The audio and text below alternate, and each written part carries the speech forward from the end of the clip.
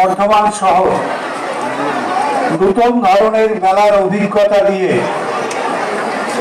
আজকে আমার ধারণা তারা এই মেলার প্রাঙ্গণ থেকে বাড়িতে ফিরে যেতে পারবেন একটা নতুন অভিজ্ঞতা নিয়ে। আমরা মেলা বলতে যে জিনিসগুলোকে দেখি, যেটাকে আমরা মেলা বলেই জানি, সেই মেলাগুলোর সঙ্গে আমাদের একটা যোগাযোগ থাকে। মেলাতে দোকানপাট থাকে, বিভিন্ন রকম বাচ্চাদের আনন্দ করার উপকরণ থাকে।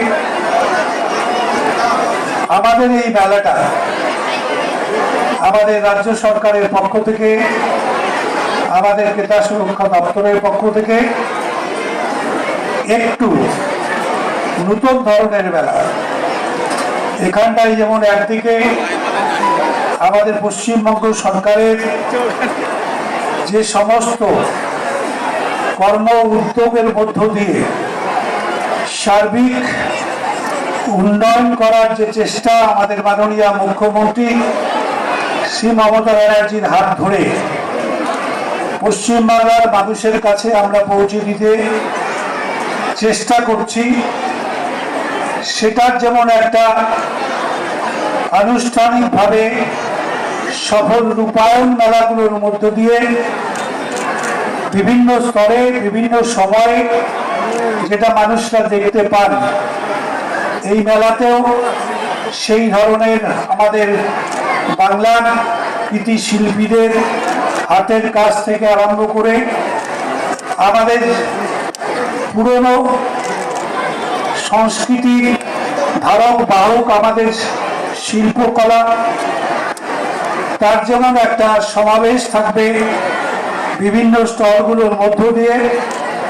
পাশাপাশি আমাদের এই মেলাতে যেটা নতুন থাকবে সেটা হচ্ছে আমাদের মানুষের যে সার্বিক অধিকার, প্রতিদিনকার আমাদের জীবনযাত্রায় যেটাকে বাদ দিয়ে আমাদের জীবনযাত্রা চলতে পারবে না, সেই জীবনযাত্রায় আমাদের সরকারের পক্ষ থেকে সাধারণ মানুষের স্বার্থে কি কি এই মানুষগুলোর জন্য অধিকার দেওয়া আছে, যে অধিকার কে সামনে রেখেই আমরা প্রতিদিন প্রতি মুহূর্তে আমাদের জীবনযাত্রা নির্বাহ করি, সেই জীবনযাত্রা নির্বাহ করতে গিয়ে আমাদের যে জিনিসপত্রের ক্রয় বিক্রয়ের ব্যাপারটা থাকে, অর্থাৎ কেনা বেচার ব্যাপারটা থাকে, সেটাকে নিয়ে আমাদের কোনো মানুষ যাতে কোনো রকম ভাবে প্রতারিত না হন, বঞ্চিত না হন, তাদের কোনো ন্যায্য সাংবিধানিক অধিকার থেকে যদি কেউ কোনোভাবে কোথাও বঞ্চনার শিকার হয়েছেন, এটা যদি কেউ অনুভব করেন, তাহলে সেই মানুষটা কিভাবে তার থেকে প্রতিকার পেতে পারেন, সরকারের কাছ থেকে, আমাদের সংবিধানের কাছ থেকে, সেই ব্যাপারগুলো আমাদের এই ক্রেতা সুরক্ষা দপ্তরের পক্ষ থেকে এই মেলার মাধ্যমে মানুষের কাছে তুলে ধরা। বেচাই তো জগৎটা, কেনা বেচা কিনছি আর বিক্রি করছি, সে চালও কিনছি, ডালও কিনছি, তেলও কিনছি, মশলা কিনছি, স্নো পাউডার কিনছি, চিনি কিনছি, সব কিছু কিনছি। আবার স্বাস্থ্য পরিষেবার কেন্দ্র, নার্সিংহোমে যাচ্ছি, ডাক্তারবাবুর কাছে যাচ্ছি, সব জায়গায় যাচ্ছি, ওখানে তো চিকিৎসা হচ্ছে।